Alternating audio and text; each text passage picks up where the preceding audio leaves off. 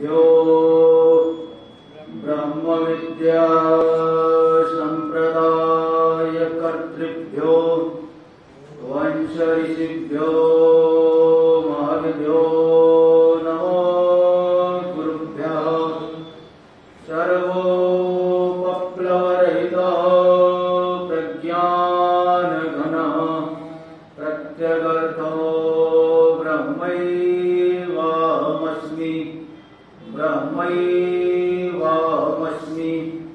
नारायणं पद्मभवं वसिष्ठं शक्तिं च तत्पुत्रपराशरं च व्यासं शुकं गौडपदं महान्तं गोविन्दयोगीन्द्रमथास्य शिष्यं श्रीशङ्कराचार्यमथास्य पद्मः पादं च हस्तामलकं च शिष्यं सन्तोषकं वार्तिककारमन्या नस्माद्गुरून् सन्ततमानतोऽस्मि।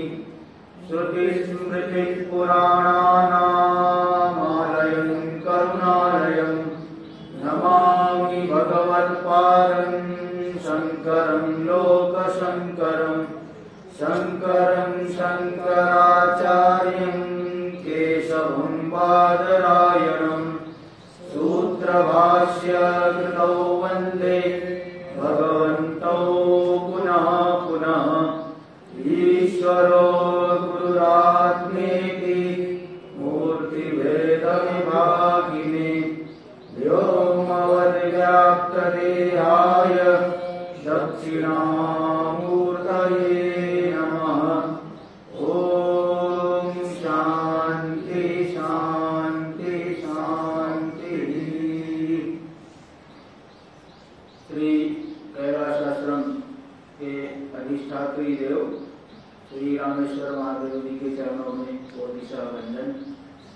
परम पूज्य सद्गुरुदेव भगवान और परम पूज्य गिरिमा जी के चरणों में कोटिशा नमन। हमारे कैलाश आश्रम की वर्तमान कोषाध्यक्ष परम पूज्य स्वामी जी और इस आश्रम की संचालिका माता जी के चरणों में प्रणाम। काशी से आए हुए स्वामी दयानंद जी महाराज और उपस्थित संत वृंद, श्रद्धा भक्ति में माताओं बहनों और श्रद्धालु सज्जनों सबके लिए बारंबार ओम नमो नारायणाय। बड़ी हर्ष का अवसर है कि हम लोग यहाँ पे गीता के 7वें अध्याय पर विचार कर रहे हैं। गीता देखिए सभी शास्त्रों का निचोड़ है गीता में। एक जो है गीता के ऊपर श्रीमद् भगवद गीता के ऊपर एक नीलकंठी टीका है। नीलकंठी टीका में एक श्लोक आया है, भारते सर्व वेदार्थ भारतार्थश्च कृत्स्नतः गीतायाम अस्ति तेनेयम सर्वशास्त्रमयी मता। ऐसा है भारते सर्व वेदार्थ। भारत मतलब महाभारत। ये गीता महाभारत का ही हिस्सा है। तो भारत महाभारत में पूरा वेदांत है। और एक दूसरी जगह तो ऐसा भी आया है कि जो महाभारत में है वही दूसरी जगह है, जो महाभारत में नहीं हो कहीं नहीं है। जो यहाँ है वही दूसरी जगह है, जो यहाँ नहीं हो कहीं नहीं। ऐसा भी कहा गया, ऐसा भी एक श्लोक आता है।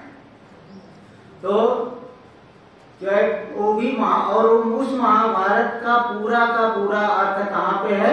गीता में। इसलिए सर्वशास्त्रमयी, सभी शास्त्रों का निचोड़ है इसमें।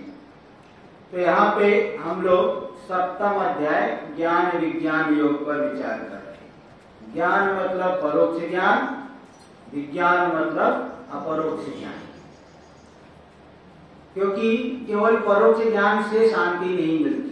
जैसे आपको बता दें कि यहाँ पे पास में एक बैंक है और उस बैंक में करोड़ों रुपए है।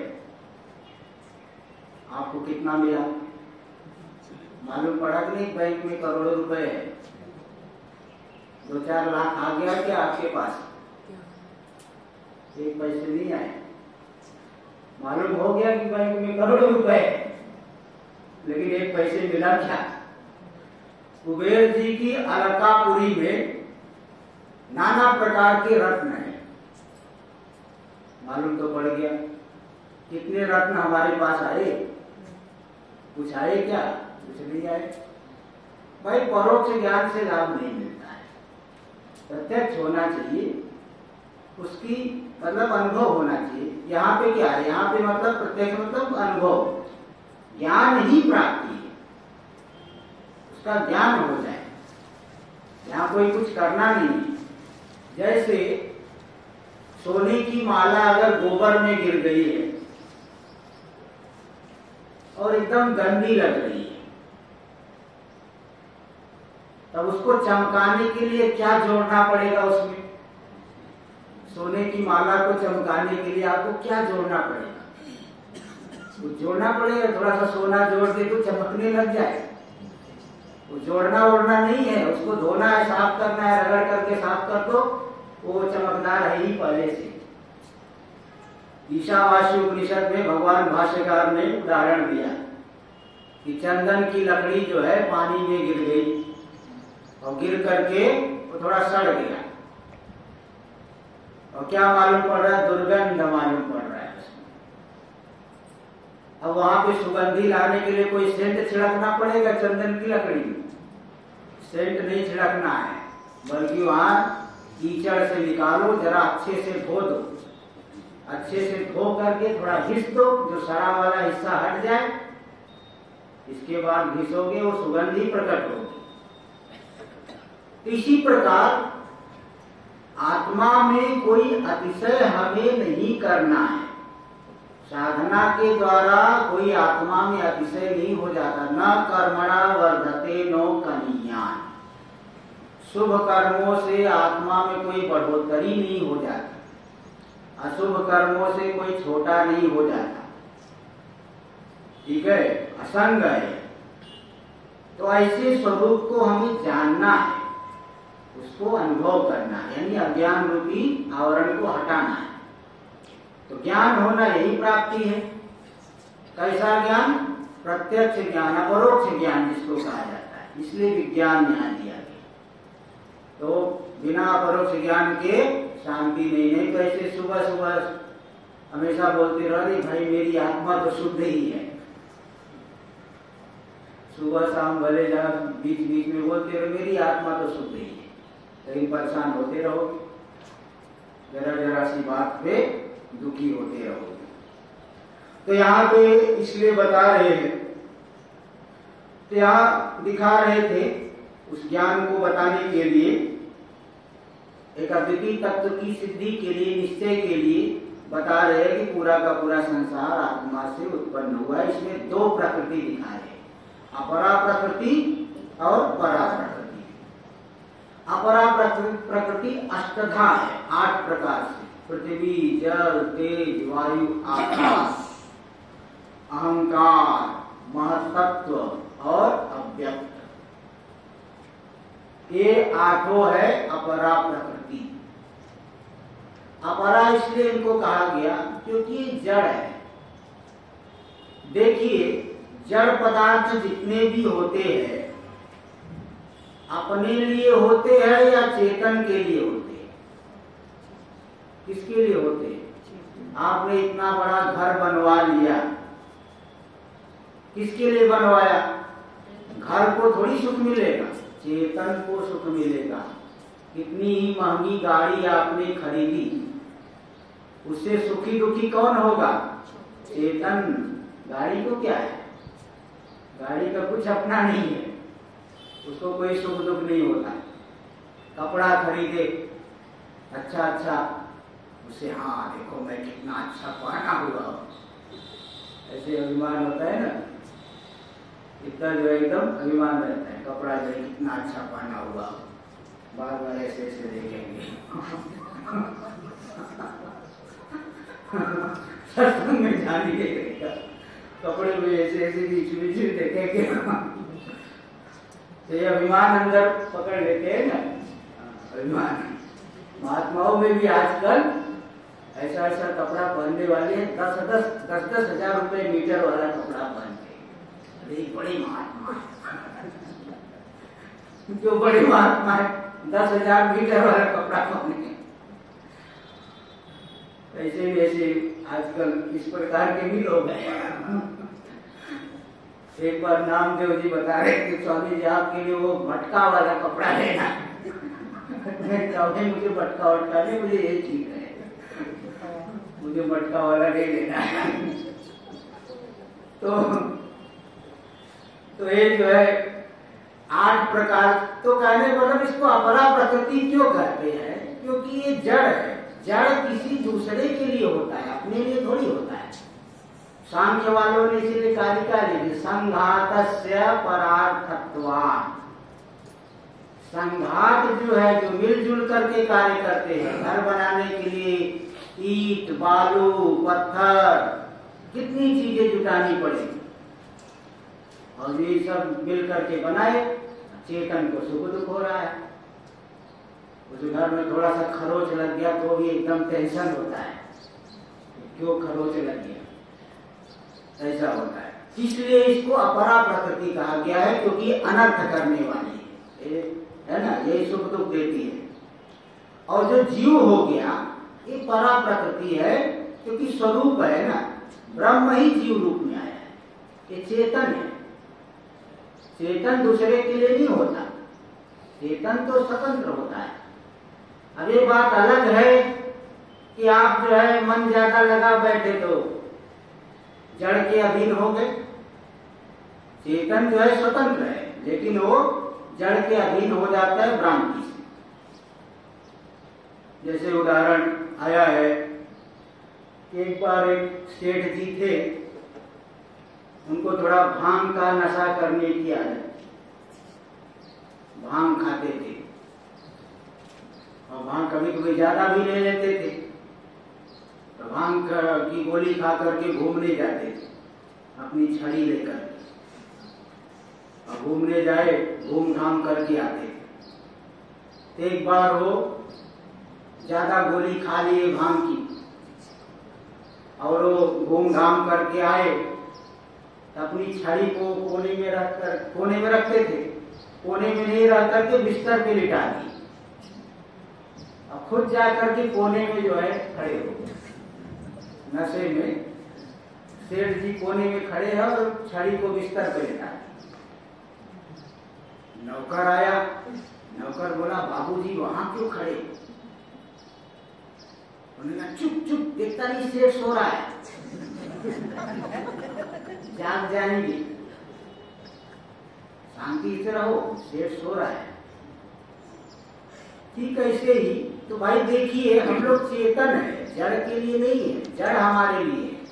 लेकिन अब ज्यादा मन लगाओगे तो जैसे कहा जाए, बताते हैं ना भाई, धन हमारे लिए है, लेकिन हमारा जीवन पूरा धन के पीछे खप जाएगा।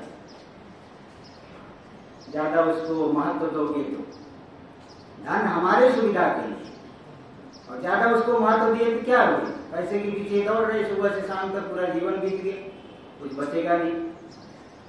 इसलिए इसको अपरा प्रकृति इसीलिए कहते हैं कि जड़ को है, चेतन के लिए होता है, चेतन को इससे सुख दुख मिलेगा। और चेतन जो है वो स्वतंत्र है, परमात्मा से अभिन्न है जीव, है ना जी, परमात्मा ही जीव रूप में आया है, कोई अलग नहीं है। थोड़ा सा भी दोनों में भेद नहीं, लेकिन उपाधि को लेकर के थोड़ा भेद है। तो ये बताया जा रहा था, 5वां श्लोक हम लोग देख लिए थे, अपरेयम इतस्तन्याम प्रकृति विद्धि में पराम। ये जो अष्टधा प्रकृति है, कैसी प्रकृति हुई? अपरा प्रकृति, और इससे भिन्न परा प्रकृति जो कि जीवो भूताम, जीव स्वरूप है, ययेदम धार्यते जगत, जिसके द्वारा पूरा का पूरा जगत धारण किया जा रहा है। ये 2 प्रकृति हो गई, परा प्रकृति और अपरा प्रकृति। इन्हीं दोनों प्रकृति के माध्यम से परमात्मा पूरे जगत की रचना करते हैं। जितने भी भूत भौतिक पदार्थ है, 84 लाख योनियों के शरीर है, सभी की रचना इन्हीं 2 प्रकृति के आधार पर करते हैं। अब देखिए इसको बता रहे हैं, एक कार्य लिंगक अनुमान इसको बोलते हैं, अथवा साधारण भाषा में एक वेदांत में नहीं आया, तूलावधारणे न मूलावधारण।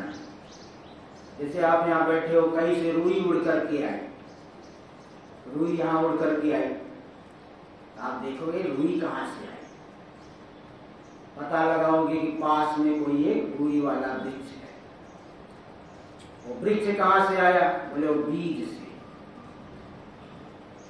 तो तूल को यानी रुई को देख करके उसके कारण का निश्चय हो जाएगा। रुई कहाँ से आई, वृक्ष से आई, वृक्ष कहाँ से आए, बीज से आए।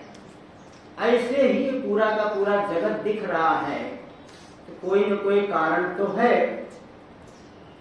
इसी को कार्यलिंगक अनुमान भी बोलते हैं शास्त्रीय भाषा में, और साधारण भाषा में तूलावधारण न मूलावधारण इसको बोलते। इसी बात को यहाँ 6ठ श्लोक में दिखा रहे हैं, उच्चारण किया जाए। एतद् योनीनि भूतानि सर्वाणीत्युपधारय अहं कृष्णस्य जगतः प्रभवः प्रलयस्तथा।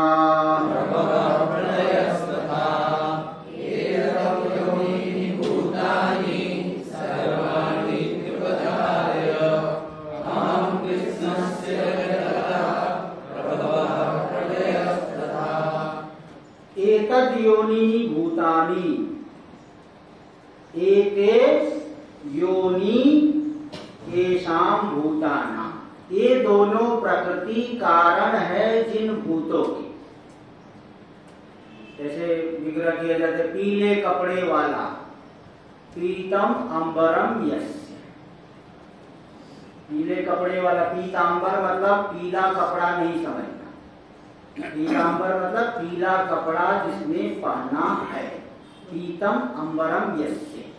इसी प्रकार यहाँ भी बहुव्रीहि समास, एते योनि येषां भूतानां, ये दो प्रकृति, योनि मतलब कारण है जिन भूतों की।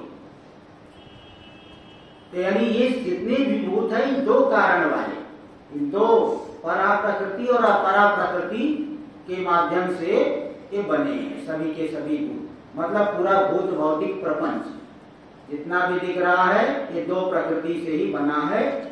इति उपधारय, ऐसा निश्चय कर लो, ऐसा एकदम मन में बैठा लो, निश्चय कर लो, है ना। और फिर परमात्मा कहाँ रह गए, बोले परमात्मा इन्हीं दोनों के माध्यम से बनाते हैं। अब कृष्णस्य जगतः प्रभवः प्रलयस्तथा, मैं संपूर्ण जगत का प्रभव, प्रभव मतलब उत्पत्ति स्थान हूँ, इनके माध्यम से ही पूरे जगत को मैं बनाता हूँ। इसीलिए परमात्मा को वेदांत में क्या कहा गया, अभिन्न निमित्तोपादान कारण। देखो लोक में तो दोनों अलग अलग होते हैं, निमित्त कारण अलग रहेगा, उपादान कारण अलग रहेगा। जैसे घड़ा बनाना हो तो कुम्हार हो गया क्या, निमित्त कारण, करता। और कुम्हार अपने शरीर से थोड़ी बनाएगा, वो घड़ा बनाने के लिए मिट्टी लाएगा, मिट्टी हो गया उपादान कारण। अब उसमें कुछ जो है चक्र आदि, चाक घुमाएगा, कुछ दंड आदि, पानी भी चाहिए, ये सब निमित्त कारण में ले लीजिए। तो दो कारण, निमित्त कारण और उपादान कारण। तो यहाँ पे ऐसी बात नहीं है, यहाँ परमात्मा ही निमित्त कारण भी है और परमात्मा ही उपादान कारण, क्योंकि एक अद्वितीय है ना, यहाँ दो अलग अलग नहीं है, एक ही दोनों प्रकार के कारण। ऐसा क्यों माना जाता है, इसका भी मैं आपको कारण बता देता हूं। क्योंकि परमात्मा से अगर अलग कारण मानोगे, एक विज्ञान से सर्व विज्ञान सिद्ध होगा क्या, बताइए। कपड़ा सोने से अलग है, सोने को जान लिए तो सभी आभूषण को तो जान लोगे, लेकिन कपड़े को थोड़ी जान लोगे, पुरुष को थोड़ी जान लोगे। इसी प्रकार अगर उपादान कारण अलग होगा, एक विज्ञान से सर्व विज्ञान की सिद्धि होगी? कभी नहीं होगी। इसलिए परमात्मा को अब निमित्त कारण भी माना जाता है, उपादान कारण। ब्रह्म सूत्र में एक सूत्र आता है, प्रकृतिश्च प्रतिज्ञा दृष्टान्तानुपरोधात्। एक बार जरा आप लोग उच्चारण करिए, थोड़ा दिमाग में तब घुसेगा। प्रकृतिश्च प्रतिज्ञा दृष्टान्तानुपरोधात्। प्रकृतिश्च, यह परमात्मा जगत की प्रकृति भी है, यानी उपादान कारण भी है। निमित्त कारण तो है ही, बनाने वाला तो है ही, उपादान कारण भी। बोले क्यों? क्योंकि प्रतिज्ञा दृष्टान्तानुपरोधात्, प्रतिज्ञा की एक विज्ञान से सर्व विज्ञान, और उसकी सिद्धि के लिए दृष्टांत दिए है कई प्रकार के। जैसे 3 दृष्टांत तो छांदोग्य में ही, मिट्टी का दृष्टांत, सोने का दृष्टांत, लोहे का दृष्टांत। मुंडक उपनिषद में अग्नि की चिंगारियों वाला दृष्टांत आ गया, है ना। जैसे अग्नि से चिंगारियां हजारों की संख्या में, कोई लकड़ी होती चिप चिप चिप चिप आवाज करती है, हजारों की संख्या में चिंगारियां निकलती है। वो चिंगारियां अग्नि से अलग नहीं है। अग्नि का पूरा लक्षण उसमें मिलता है, भले छोटी है लेकिन वो भी जलाती है, प्रकाश है उनमें। इस तरह से जो जो दृष्टांत दिए गए वेदांत में और प्रतिज्ञा की गई है, तो परमात्मा को अगर अभिन्न निमित्तोपादान कारण नहीं मानोगे तो उनके साथ विरोध होगा। एक विज्ञान से सर्व विज्ञान की सिद्धि नहीं हो पाएगी। इसलिए परमात्मा को अभिन्न निमित्तोपादान कारण माना जाता है। अब फिर लोग शंका करते, नहीं कुछ दृष्टांत भी देना चाहिए कि और भी कहाँ है कि जो और भी कुछ ऐसे दृष्टांत हो जहाँ के निमित्त कारण और उपादान कारण एक ही हो। इसके लिए मुंडक में ही 3 दृष्टांत दिए। एक श्लोक मंत्र आता है, यथोर्णनाभिः सृजते गृह्णते च यथा पृथिव्यामोषधय संभवन्ति यथा सतः पुरुषात् केशलोमानि तथा अक्षरात् संभवति विश्वम्। 3 दृष्टांत वाणी। यथोर्णनाभिः सृजते गृह्णते च, उर्णनाभि मतलब मकड़ी को बोलते, मकड़ी। जैसे मकड़ी वो ऊपर कोने में जाला बना देती है, क्योंकि उसको थोड़ा उसको खाने का तरीका वही है, उसकी जीविका वही है। जाला बना दी, छोटे छोटे कीड़े फंसेंगे, उनका खून चूस लेंगे। तो वो जो मकड़ी है, जाला बनाने के लिए सामान कहाँ से लाती है? अपने शरीर से ही निकालती है। और जाला बनाने की विद्या कौन से यूनिवर्सिटी में सीखी है? अरे उसके अंदर ही वो ज्ञान है, तो किसी यूनिवर्सिटी में नहीं सीखी है। जाला बनाने की विद्या उसको आप नहीं बना पाओगे, तो कितनी भी बड़ी बड़ी यूनिवर्सिटी बना लो, लेकिन वैसा जाला कोई बना नहीं पाएगा। भगवान ने देखो कैसा उसको ज्ञान दे रखा है। तो जाला बनाने का ज्ञान भी है, इसलिए वो निमित्त कारण भी हुई, और जाला अपने अंदर से ही निकालेगी, फैला देगी, और काम पूरा हो गया तो अंदर भी कर लेगी, फिर वापस अंदर ले लेती है। तो देखो निमित्त कारण भी हुई, उपादान कारण भी हुई। एक दृष्टांत हो गया कि नहीं? दूसरा दृष्टांत है, यथा पृथिव्याम औषधय संभवन्ति। पृथ्वी में अलग अलग जगह पे अलग अलग प्रकार के वृक्ष होते हैं, अलग अलग प्रकार की घास होती है, अलग अलग प्रकार के पुष्प होते हैं। दक्षिण भारत में नारियल का वृक्ष होता है, उत्तर भारत में कितना भी लगाओ नहीं होगा। एक महात्मा जी लाए वहां नारियल और ला करके बोले मैं पैदा कर दूंगा। यहाँ 2-4 बोरी नमक डाले वहां, सब बेकार, नारियल मुरझा गया, 10 दिन नहीं पहले। वहां वाले वृक्ष यहाँ नहीं होते, यहाँ वाले उधर भी नहीं होंगे। जैसे बिल्व के वृक्ष उत्तर काशी के आगे नहीं होते, बिल्व का पेड़ आगे उत्तर काशी के आगे आपको दुर्लभ मिलना मुश्किल है। तो देखो पृथ्वी में नाना प्रकार के वृक्ष उत्पन्न होते हैं, नाना प्रकार की घास उत्पन्न होती है। कौन से सीजन में कौन सी घास उगानी है ये पृथ्वी देवता को पता है। इसलिए वो, जैसे देखिए, अगर एक ही खेत में गेहूं के सीजन में अलग घास उगेगी, धान बोएंगे उस सीजन में अलग घास उगता है। ये घास थोड़ी डाला है किसान ने, घास का बीज किसान ने नहीं डाला है, पृथ्वी में पहले से। तो पृथ्वी देवता को पता है, और उगेगी पृथ्वी से ही, बढ़ेगी पृथ्वी से ही। उपादान कारण भी पृथ्वी है और निमित्त कारण भी पृथ्वी है। तीसरा दृष्टांत दिए, यथा सतः पुरुषात् केशलोमानि, जैसे जीवित पुरुष, हम लोग जब तक शरीर जिंदा है तब तक हमारे शरीर में नाखून बढ़ते रहेगा, बाल बढ़ते रहेगा। तो जीवित देखो, अब एक उपादान चेतन अंश है तभी ये बाल बढ़ रहा है। मर जाने पर नाखून नहीं बढ़ेगा, बाल नहीं बढ़ेगा, मरने के बाद नहीं बढ़ता है, जिंदा रहने पे ही बढ़ेगा। तो निमित्त कारण भी हुआ, उपादान कारण भी हुआ। भाई शरीर से निकल रहा है, उपादान कारण तो हुआ ही, और जब चेतन है, प्राण है, तभी निकलेगा, तो निमित्त कारण भी तो हुआ। ये देखो दृष्टांत, तीसरा दृष्टांत दे दिए कि चेतन पुरुष से बाल नाखून आदि, यथा सतः पुरुषात् केशलोमानि तथा अक्षरात् संभवति है विश्वम।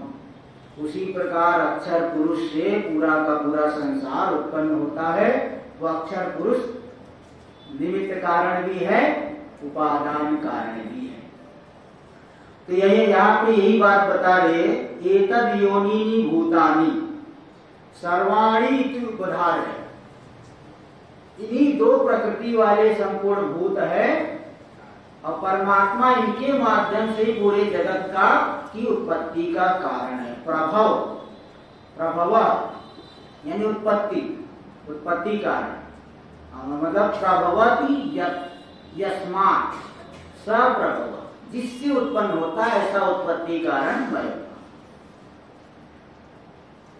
देखिए एक बात और समझ लीजिए, संसार की उत्पत्ति क्या है। उत्पत्ति का मतलब होता है नाम रूप का प्रकट होना। ये बात आप नोट कर लेंगे तो ठीक है। उत्पत्ति का क्या मतलब है? नाम रूप की अभिव्यक्ति, ऐसा है, नाम रूप की अभिव्यक्ति, यही उत्पत्ति है। देखो एक छांदोग्य में सदैव सौम्यदम अग्रासी, यह पूरा का पूरा जगत सृष्टि के पहले सद ब्रह्म ही था। फिर यहाँ शंका उठाए कि सृष्टि के पहले सद ब्रह्म था, सृष्टि के पहले सद ब्रह्म नहीं है क्या? तो बताए नहीं, सृष्टि के बाद तो नाम रूप भी आ गया ना। सद ब्रह्म तो है ही, नाम रूप भी आ गया। जैसे किसी समुद्र के किनारे आप खड़े हो, समुद्र एकदम शांत है, तो क्या कहोगे? देखो जल है, क्या कहेंगे? जल। पता चला थोड़े समय में जोर का तूफान चलने लगा, तरंगे उठने लगी, तरंग, फेन, बुदबुद, बुलबुले उठने लगे, झाग उठने लगा, तब क्या कहोगे? केवल जल है कहोगे? नहीं, जल तो है ही, तरंग है, फेन है, बुदबुद है, केवल जल नहीं है। तरंग भी है, फेन भी है, बुदबुद भी है। इसी प्रकार सृष्टि के पहले तो केवल परमात्मा है, और सृष्टि के बाद परमात्मा तो है ही, नाम रूप भी है।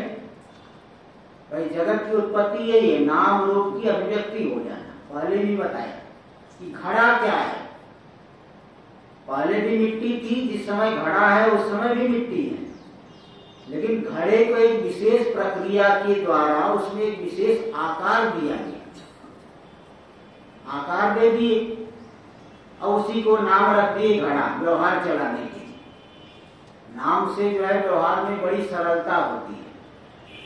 जैसे बोलो लंबे आदमी को बुलाओ, लंबे कितने घूम रहे हैं यहाँ तो, एक की बुलाओगे 5 आएंगे। जैसे अभी आप यहाँ बोलो स्वामी जी, सब देखने लगेंगे आपकी तरफ। कई स्वामी जी है ना, एक स्वामी जी थोड़ी है। जो काशी से आए वो भी स्वामी जी है, ऋषिकेश से आए वो भी स्वामी जी है, सब तो स्वामी जी है ना। इसलिए विशेष नाम देना दिया गया। कोषाध्यक्ष बोलोगे क्यों नहीं स्वामी जी देखेंगे, कोषाध्यक्ष बोलोगे क्यों नहीं देखेंगे। तो नाम से देखो कितना, नहीं तो ये लंबे इधर आ, ये पतले इधर आ, ये टोपी वाले इधर आ, टोपी पहन के चश्मे वाले इधर आ, तो चश्मा भी कई लोग पहने हुए, कितनी परेशानी होगी। और एक नाम रख दिए कितनी सरलता होगी। व्यवहार चलाने के लिए नाम भी जरूरी है व्यवहार। तो सृष्टि क्या है, नाम रूप की अभिव्यक्ति होना, यही सृष्टि है। तो ये जो 2 प्रकृति के माध्यम से मैं पूरे जगत की उत्पत्ति स्थान हूं, प्रभवः, और इसी प्रकार प्रलयः, प्रलीयते अस्मिन् जगत् इति प्रलय, प्रलय कारण भी हूं। तो बीच में जो स्थिति कारण है कि नहीं, स्थिति कारण भी है। सोने को हटा लेने से थोड़ी आभूषण रहेगा, सोने में ही आभूषण स्थित है। ऐसे परमात्मा में ही आभूषण, ये पूरा जगत स्थित है, परमात्मा अधिष्ठान है। इस तरह से इन 2 प्रकृतियों के माध्यम से पूरे के पूरे जगत को मैं बनाता हूं। इसलिए पूरा का पूरा जगत मुझसे अलग है क्या, अलग नहीं है। ये बात आपके मुख्य पॉइंट वाली बात है, जो बताना चाहते उस पर जरा ज्यादा ध्यान दो। नहीं तो काम की बात छोड़ दी और केवल यही ऊपर ऊपर की बात समझ ली है। काम की बात यही है कि परमात्मा से अलग नहीं है। अब देखो, इसीलिए इस बात को अगले श्लोक में भी दिखा रही है। अगला श्लोक देखिए, 7वां। मत्त परतरं नान्यत् किंचिदस्ति धनंजय, मयि सर्वमिदं प्रोतं सूत्रे मणिगणा इव।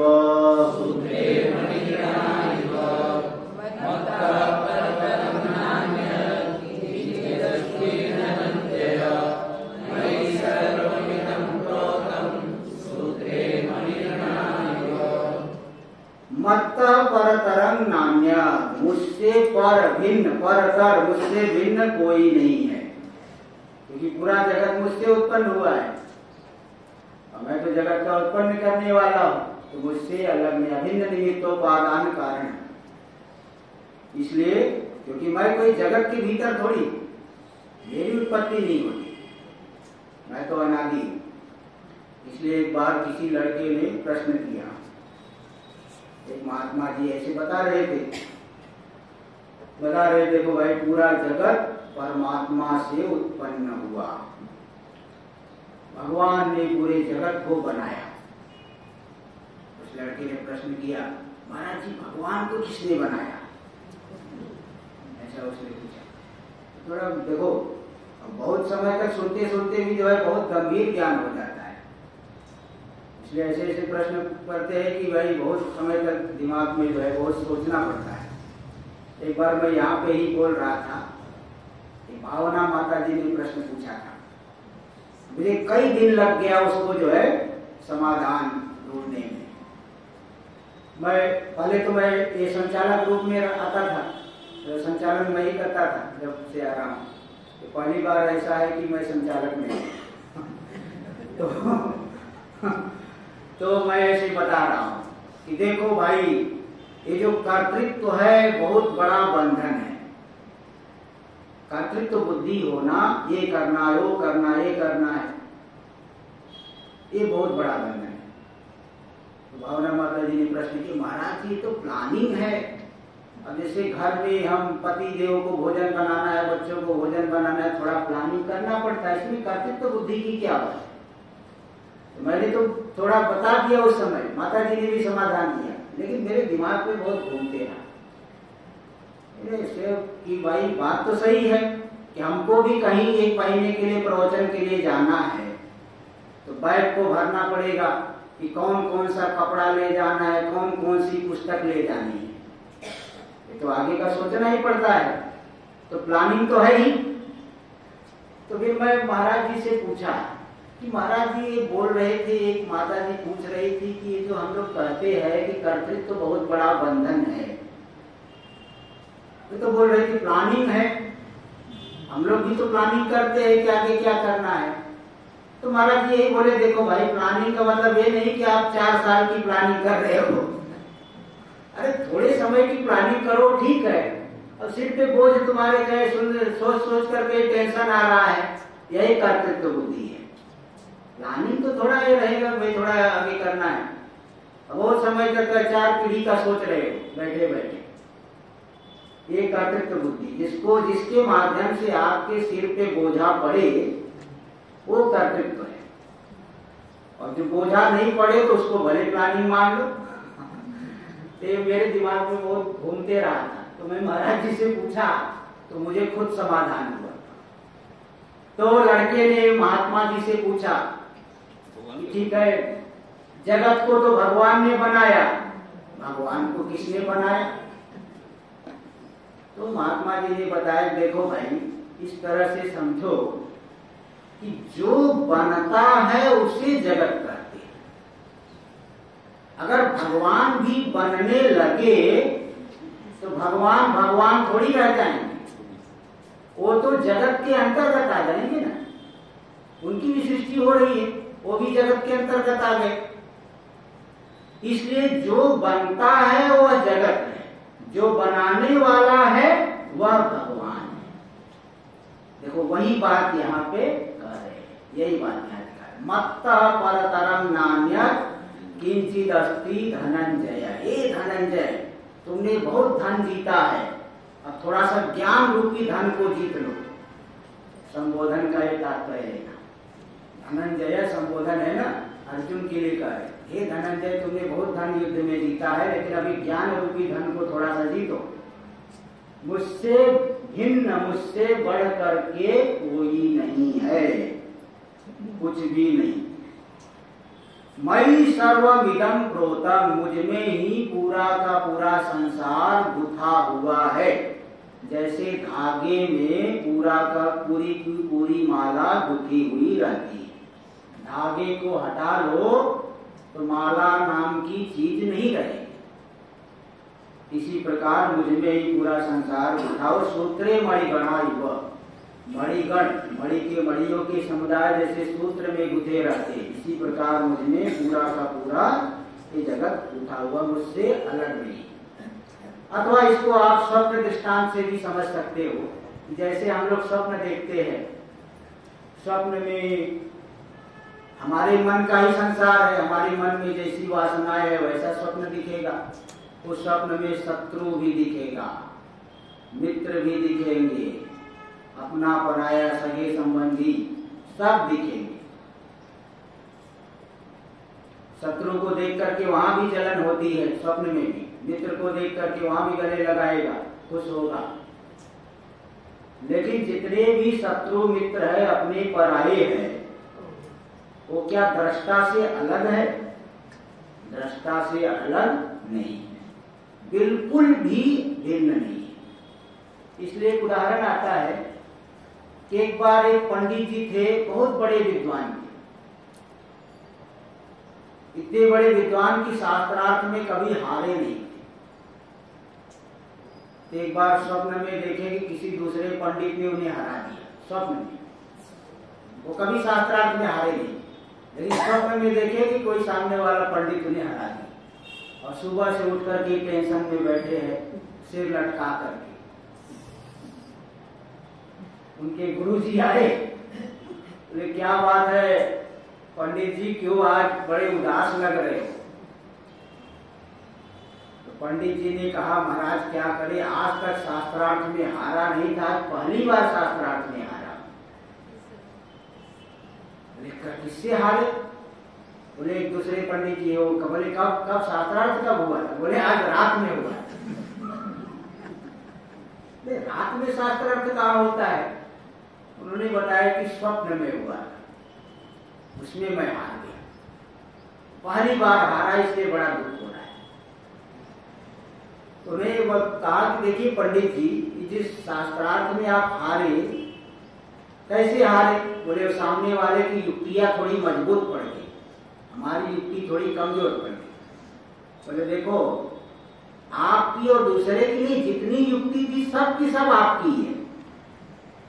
स्वप्न में जो पंडित जी जो युक्ति दे रहे हैं वो आपके ही दिमाग की तो उपज है ना, आपके संस्कार से ही स्वप्न हो रहा है, आपकी युक्ति ही वहां पे सामने वाला बता रहा है। इसलिए देखिए व्यष्टि बुद्धि को इसीलिए बहुत निकृष्ट माना गया है। हिरण्यगर्भ की बुद्धि जो है समष्टि बुद्धि है। समष्टि बुद्धि में कोई प्रतिबंधक नहीं है, लेकिन व्यष्टि बुद्धि कैसी है? हम अपने ही रचे हुए संसार से जो है परेशान हो रहे हैं, इसलिए व्यष्टि बुद्धि को निकृष्ट माना जाता है। स्वप्न में वो संसार हमारा ही रचा हुआ है, तो भी हम शत्रु मित्र मान करके सुखी दुखी होते हैं। व्यष्टि बुद्धि में यही कमी है कि हम ही जो है कुछ विपरीत कल्पना करके परेशान होते हैं, और समष्टि बुद्धि में ऐसा नहीं, इसलिए समष्टि बुद्धि को निकृष्ट करते हैं। ऐसा तो हाँ व्यष्टि बुद्धि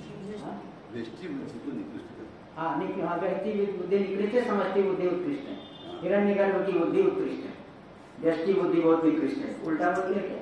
हाँ ठीक है।